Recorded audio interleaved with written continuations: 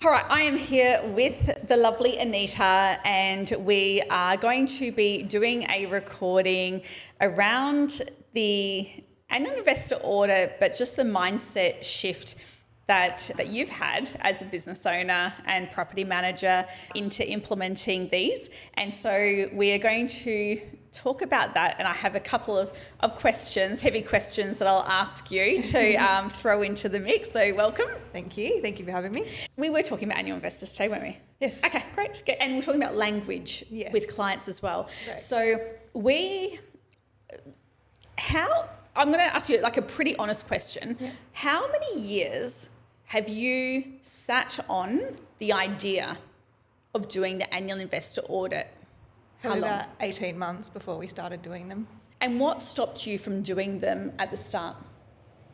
Fear of getting it wrong. Really is what it comes down to. And I could come up with the excuse and say I was really busy, and obviously we had a lot of other things going on at the time with the business. We were relocating office, changing software, had change of staff. But really, if you're going to drill down to it, it comes down to I was worried I couldn't find the time myself to properly understand it and deliver that to the clients in a way that I thought was most valuable for them. Yeah. So you did your first one a couple of months ago? Yeah, probably about 3 months ago. Yeah. And was it you that sent off just like a couple? So I was basically doing it 50 owners at a time. Yep. We had 250 properties under management, so I was going to do it in waves of 5 waves basically, because I was still super nervous about it, and I was worried I was just going to get absolutely inundated and not have the capacity to actually reply and book in these audits with the owners. So I was just doing 50 at a time. Yeah.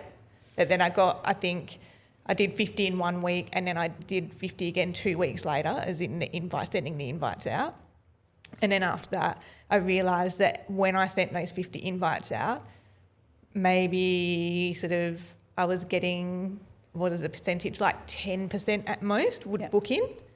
So it kind of calmed my nerves a bit, thinking, right, well, I'm not going to be run off my feet, even though I'm not going to have 50 people knocking on my door trying to book in for this audit. Yeah. And so then I just bit the bullet and sent out the last 150 all in one go. Yeah, great. Yeah. Good. So your stats, are they still about, would you have said when you sent out the whole bulk, was it still about 10% that took it up? Or? No, it was less. It would have been when you look at it as a whole as 250 properties, I think I probably had closer to 5%. Yeah, that actually took me up. And when I ran my end of financial year, I resent the invite to all the clients again because it tied in with the information I was providing in my newsletter.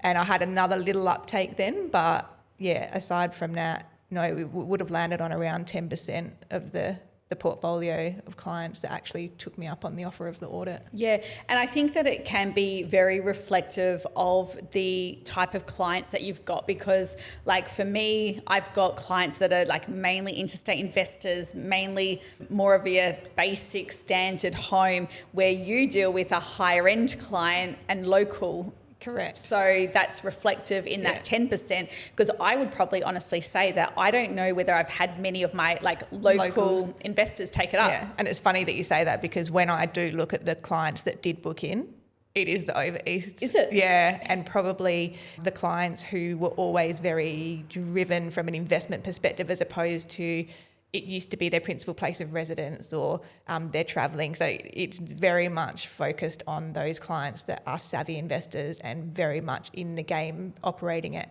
more as a business model as opposed to a mum and dad investor. Yeah, amazing. So that's really good feedback to understand that between 10 and 30% of people will take you up on the audit. But I still stand by the fact that it's the invite that's important. 100%. And that's where the value is. Absolutely, because there is a number. When I did another survey recently, again, I said, look, if you want to have an audit on your property, feel free to book in, and there's an option there for them to say, yes, please contact me. I'll think about it and reach out when I'm ready. And then there was no, I've already had one. And a lot of them selected the I'm interested, but I'll reach out when I'm ready option, as opposed to, wanting to jump in and do it straight away. So I think sometimes it is the fact that they've got the invite, they know the service is there, they just go, oh, wow, that's really awesome, I can do that when I'm ready. That's what adds, some of the initial value, the perceived value. And then when they actually do the audit, they just become raving fans once they've done that. Yeah, absolutely. So I am so glad. I know when you sent me through the message to say it honestly, I was like, oh my God, so good. Like, I think you don't understand the value until you've done one and you've had an owner text you to say, oh my God, that was awesome. Or like, it's like they don't know what to expect. And it genuinely blows them away. Like, so you've had that same? Yeah, 100%. Yeah. And I think at the end of the day, we've had this conversation before about the role of a property manager. And for so long, property managers have done inspections, organised maintenance. They haven't been viewed either by themselves or from outside the industry as a whole as experts in investment and property management. It's very much just people have this perception that property managers are just this admin-based role, and there's no real value add aside from just taking away some stress for collecting the rent and checking the property and managing maintenance. So I think a big part of that is educating your clients, but also for the property managers to understand if they just sit down and do one of these audits themselves, they realise very quickly the value that they can actually give to their clients.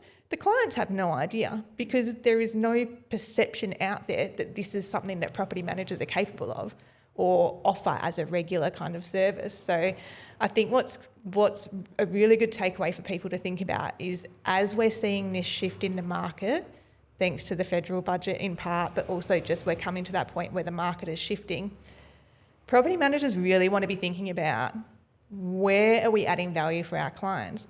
But not just that, it's really thinking about that next wave of investors that are coming through and how you can support them and how you can find them, because I think that is the direction that property management is going, and that is really where we're going to find the value, and that's where property managers are going to start building their confidence from and be able to have those conversations with their clients around that. Yeah. Every now and then I come up with a property manager that might say something like they feel like they're overstepping from an advice point of view, and are they doing something over and above what they're professionally trained to do. What's your thoughts on that? Have you ever felt like you were giving advice to someone that you're not warranted to do? Personally, no, I don't. But I do always go into the audit with a bit of a disclaimer to the owner or the client and explain, look, when we go through this audit, there will be topics that we're going to touch on that you'll need to seek further advice on, whether that be through their mortgage broker, their accountant, their depreciation specialist, etc. But however, we will actually cover off on some things. And it's really more than anything about getting them thinking. It's still their investment at the end of the day. We're just there to facilitate that thought process and guide them to the right people. So I have referral partners that I work with, mortgage brokers, accountants, etc. So I offer for my clients, if they don't have one, I can introduce them, and if they would like an immediate response while we're in that audit, the mortgage broker is actually invited along to that audit so that they can have their questions answered there and then. I think the key is just to be really honest. We are very knowledgeable on the property itself, the market, what's happening in the real estate market, sales or property management, but we're not qualified in those other areas. However, if you've ever bought a property, owned a property, if you have conversations with the right people, you're going to have an understanding about how interest rates work, what a yield is on the property. And really, as a property manager, you should know that if you want to be really good in your role and excel for your clients and also in your career. You want to have an understanding of how the broader picture of property investment works, not just property management. Yeah. So I think you shouldn't be nervous about having those audits because you don't have the qualifications. If you have an honest conversation with your client and they understand you're sharing information with them to then act on, and you can invite them or introduce them to the right people, at no point are you giving them financial advice. You're purely just showing how their asset is performing. Yeah.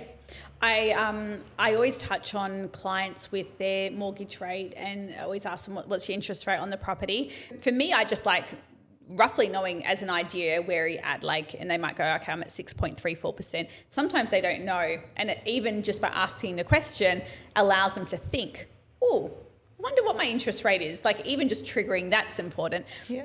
And then I also the advice the advice I guess that I give to them about their interest rate is I would say to them, do you have a finance broker who touches base with you every 12 months to let you know how your mortgage is tracking?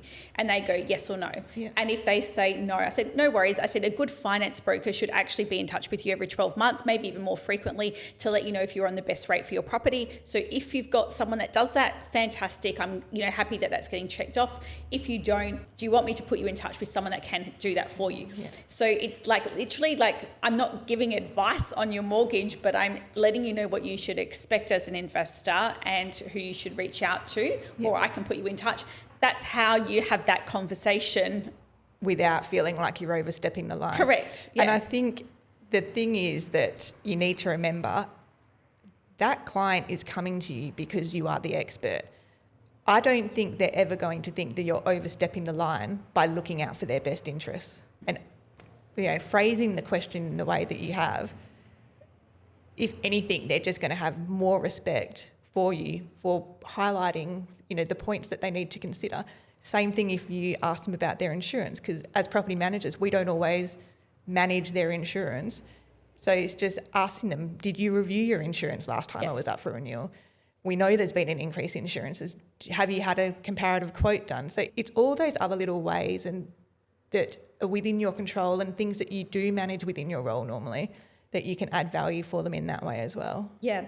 And when people doubt themselves of, am I experienced enough to be, hosting the annual investor audit, I would also say to them, your owner does not have access to 150 properties, investors, and what's going on with them. Like you hold that, know exactly what the trend is, what other investors are doing, what other claims are like. No one else, no investor on your books has that intel. Exactly. Only you. So therefore, you are the expert. 100%. Because how are they going to access what's normal, what's not normal? Is 5 plumbing visits normal a year? Is it not? You need to just tell them. Exactly right. And I think also when you, in this day and age with social media, the news and everything else that we have, a lot of the time the wrong information is reaching them. So you really need to offer that service so that they can get an on-the-ground perspective of genuinely what is happening. And they're not going to get upset at you for that when you're just telling them the honest truth about this is what we're seeing at home opens. This is, what we're hearing from our investors in terms of, are they worried about what they've heard with the federal budget? Are they worried about negative gearing? Are they worried about interest rates? Because you're the one that is having those conversations with your clients. You're the one that knows what the cost of a plumbing job is or painting. You know whether those costs have gone up over the last 12, 18, 24 months. They don't have access to that, like you're saying. Even if you're managing a portfolio of 50 to 100 properties, you still have more knowledge than they do. On any of those topics. So basically, unless you're only managing 3 properties in your portfolio, there's a good chance you've got more experience than them. 100%. Yeah. And I completely understand feeling like you are not going to add value or feeling like you're interrupting their day, because that is exactly what held me back. But it really is about having that mind shift and being the expert for them. So don't doubt yourself with that. And if you have to do a couple of pretend runs on your partner or your friend before you sit down and do one, then do that if it makes you feel more comfortable. And I can definitely say that the first few that I did definitely took me longer. I was going to touch on that actually. And then as you sort of start to master the art of being efficient with how you deliver that information and you build your confidence, you do get quicker at delivering that content for them. And quicker at taking control of the conversation. Yes. So it was funny. I think when I'm very strict with 30 minutes on them, and Anita was like, they went really good, Ash, but they took me like an hour or just over an hour. And I was like, do not change that Calendly invite to an hour. You keep it 30 minutes. But I think you put a different spin on yours, which I think is really great, because like the training that I do is like a really good basic training and covers the basis, I guess, the foundation of what an annual investor audit should do. But then I just love that they are so adaptable to put your own twist in, or, have another topic that you talk about. You can really layer them, but you can also like I would say doing them the basic for the first year, and then each year you do them for a client, you're adding on a different spin. Like I think that's what we will do in the office. But yeah, how have you got them down in time? Like what are you doing with time wise with them? I'm not going to lie, they're probably still taking me 45 minutes. Because we're using this as a bit of as a public coaching session as well. Yeah. So how long? 45? About 45 minutes. Okay, not bad. But the reason being is that I am not actively in the portfolio anymore as a business owner. So I'm not having that regular contact with the client. So for me, it may have been 12 months since I've spoken to them. And I genuinely like connecting with my clients and having conversations and finding out, how their trip to America went or, what the kids are up to. So realistically, probably the first 10 minutes of that audit is me just conversing with them and catching up with them rather than jumping straight in. I do have clients where we did just jump straight in, and that's also fine. But I think much like with any of your customer service that you offer, you do need to customise it for the client. So you may have a client that loves the smoozing and likes to have that little chit chat beforehand. And then there's other clients where, like one of my clients, he was on a lunch break, he was FIFO, he was in his dorm, he was in his work year. And I was like, we're going to have to get in and get out on this one. So you kind of just got to read the room and work out what's going to suit that particular client as well. But if you are the property manager and you're delivering the audits, you will have a pretty good idea about that. And you may have just spoken to that client 3 months ago about some maintenance or lease renewal or rent review. So you don't necessarily need to have that initial kind of allowance for the catch up with them. Yeah. I can smash a catch up out in about 5 minutes, maybe 3 to 5 minutes. So it's like done, like keep on moving. Yeah. The other 90% that didn't go ahead with an actual live annual investor audit, do you have any intentions to do anything for them? Are you just going to just leave it for the moment? Any thoughts and ideas? I was going to leave it for the moment, but this had actually crossed my mind, and about whether there is a way that we can get that information to them just to still support them and just give them an idea about how their property is performing. So potentially, I know you've said to me that when you had a client booked in and they haven't turned up, to still record it and send it through, which I have done for a couple of clients. So that is an option because it is much quicker to get through it that way. The only reason I feel like that may not be as beneficial is because they don't have that opportunity to ask questions.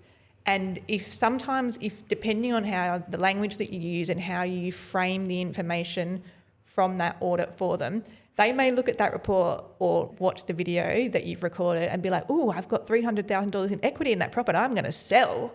And that is not what you want them to do. Yeah. That's not the intent behind the audit. So it really is just about coming up with a framework to send to those clients. And that's sort of where I'm at the moment, trying to work out what's the best way to be able to deliver that information for them without making them kind of go, oh, I've got so much equity in the house, maybe I'll just, sell it. Yeah. That's probably my biggest concern and the biggest hurdle that I want to overcome.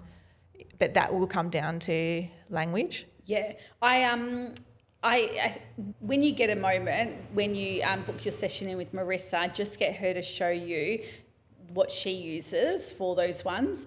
I'm pretty sure she has a Canva, like a one-page Canva. Yep. She updates and does a market update on what the market's doing. That's for everyone for that month. So if she's doing July, for example, she has her market update that she embeds into that form.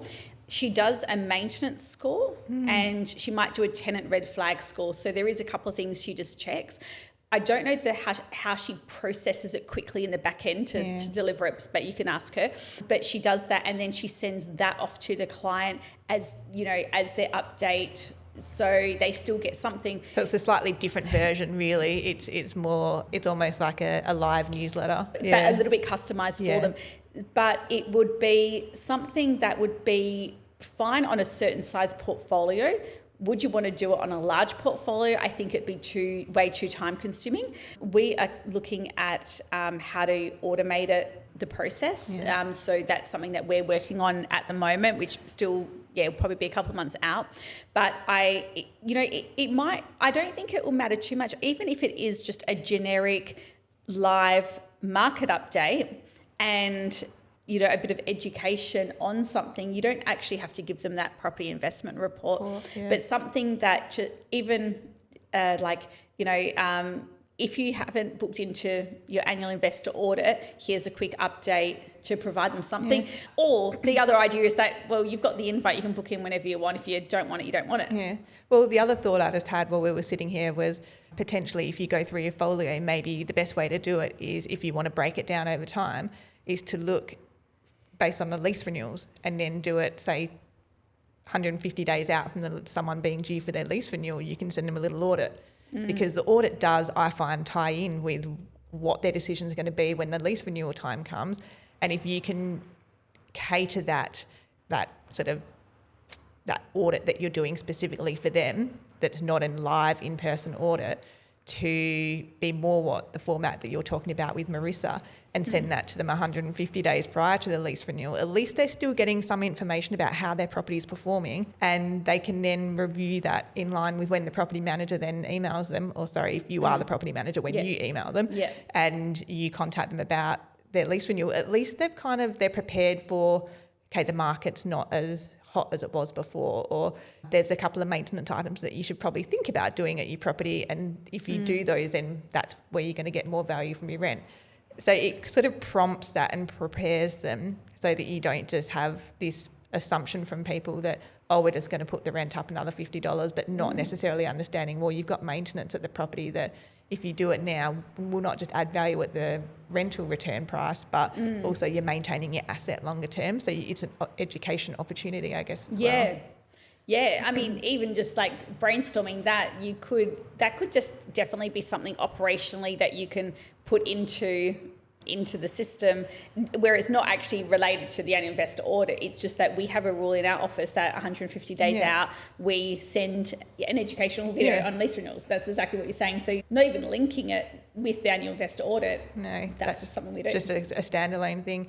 But I guess what you could do and how this sort of stems from the investor audit is, as part of that process, you can still do the investor report yourself and just see how that property is performing. So you can maybe include information about the yield on there for them, and sort of put that concept into dollars for them. Yeah.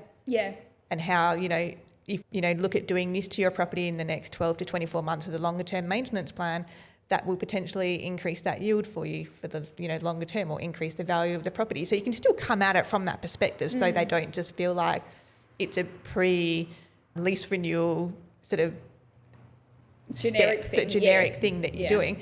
And also because at that point you're not necessarily going to know if the tenants are going to renew or not. So it's good for them to have an idea of maybe works that they could do when that tenant vacates or between the tenancies. So I think there's definitely a value add in there somewhere, not exactly an investor audit, but also not just a lease renewal process either. There's something halfway between the two.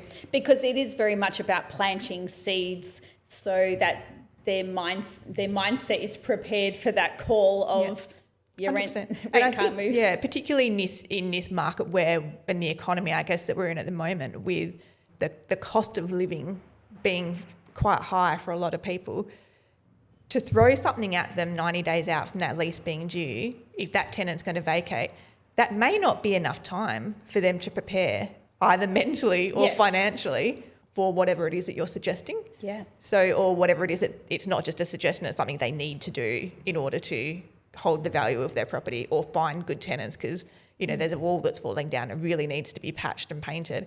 So I think it's that lead time is quite important, particularly in this current economy. Yeah, 100%. To finish off, if you were how do I want to finish this with a question? What advice would you give to other property managers that know about doing it but just haven't implemented it? What would probably be the first piece of advice you would give them? Apart from just do it. Is there anything I could do to prep? Yeah.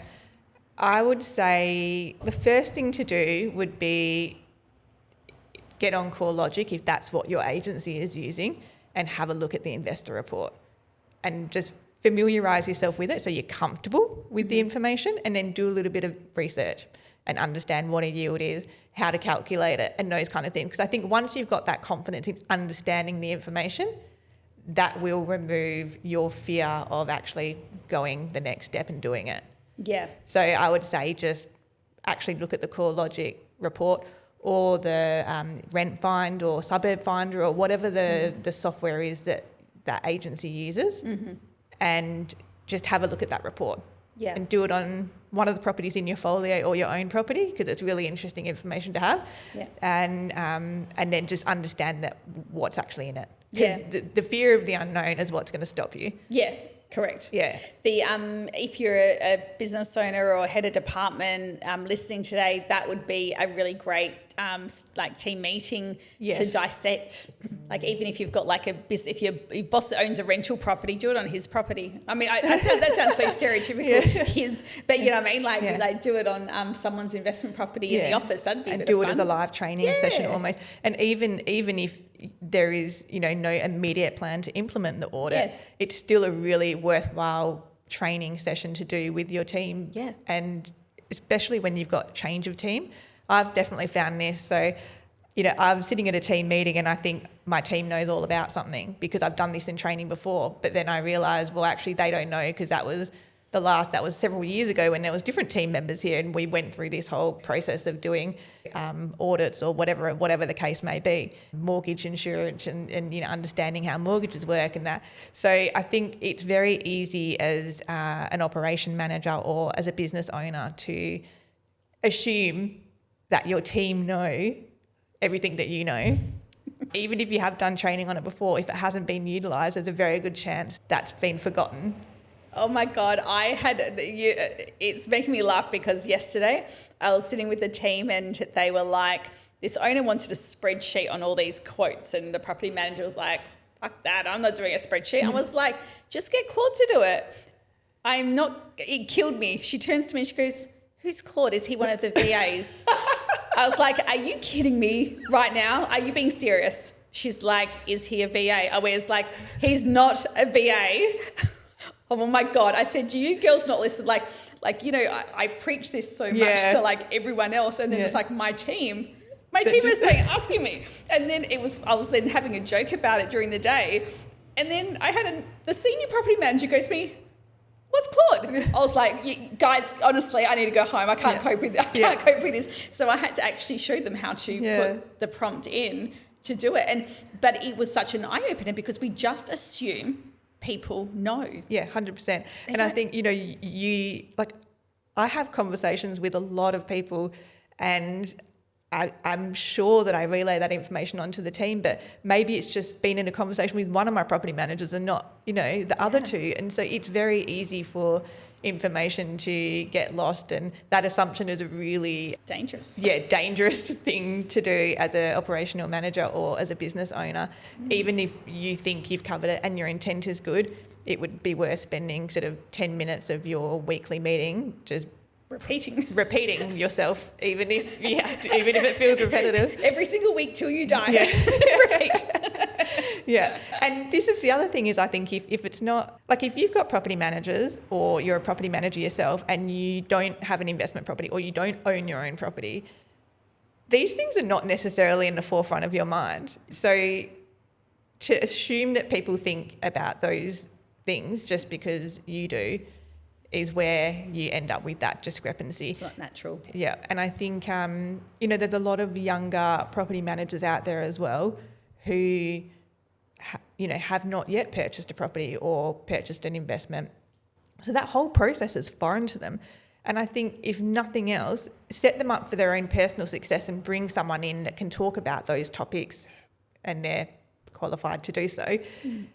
But not only is it going to help them, it's really going to help them in their workplace and with their clients, because they're going to have that understanding that even if they're not having a direct conversation about that owner's mortgage, knowing the bigger picture and seeing how all the puzzle pieces fit together, it's just going to make them better at their job. Absolutely. So training in your office does not just have to be on legislation, on customer service. get the mortgage broker in, get the accountant in, talk about depreciation schedules, get all that information into your property manager's brains so that they are confident and they're enabled, and you're going to have a much more productive team that way. It's also a life skill. Like, you know, they could potentially help their parents or their brothers or their sisters or their friends. It's a life skill. Exactly. Knowing how that works. And this is the other thing, is like, they may just be having a conversation with their sister or their friend, and then their friend will then go have the conversation with their partner. Their partner will then talk to someone at work about it. And then that person at the work goes, oh, wow, they must be really good at their job. And it just feeds back that way, just from having conversations with people. Yeah. And it may not be in any way related to your job specifically at that point in time. So yeah, no, it's so true. Thank you for joining us. Thanks, Maddie. And I am so happy when I hear that the annual investors in audits work. I've never met someone where it doesn't work. So it's 100% track record in that they are a game changer for businesses. So it's really great that you've implemented, and very happy for your business. Yeah, no, thank you. And I was just going to say, the other thing we didn't touch on was the follow-up 12 months later.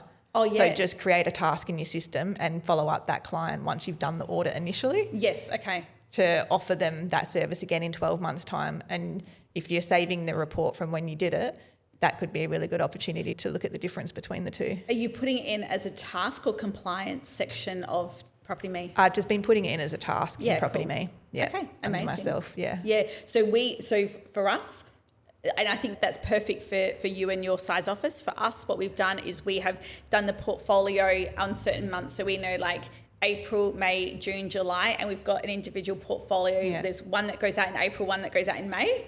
So we've done it that way, which is a bit different, but it's just how it works. Yeah, easy for us, but good to know the different ways, because that makes total sense in Property Me to have it set up. And it might be different in other softwares, but a task of some sort, or some sort of, even if you don't have Property Me or Property Tree, anything like that, even if you were just to use your Outlook calendar, like just something to prompt you to reach back out to that person, because again, they're just going to be blown away the fact that you've contacted them again 12 months later. Oh wow, that came around so quick, didn't realise it's been 12 months since the last time. So I wonder whether this is too advanced, like when I say advanced, too ahead of the time, too ahead. But I wonder whether you could just get that invite and just change the date for 12 months so it's in their calendar with the same link. Would that work? Like through your booking system? Yeah, I'm pretty sure that you can just go onto your Outlook, because it comes automatically on your Outlook. Yeah. Can you not just change that date? Yeah, probably. In 12 months? Yeah, probably. And it's like, I'll see you in 12 months' time, and then you just change the date and it will show up in the calendar. Yeah, true. Could do that's another alternative. Yeah, and then it's done. Then it's done. It's and in then there. if it doesn't work for them as they get closer, they can always just change it. Yeah. Yeah, probably have to check to see whether it allows, they get the reminders through Calendly, but there could be something there to investigate. Yeah. Just thoughts for people who have different sort of setups. So that's right. Lots of ideas. Yeah. Amazing. Well, thank you for joining, and we'll see you soon. Thanks.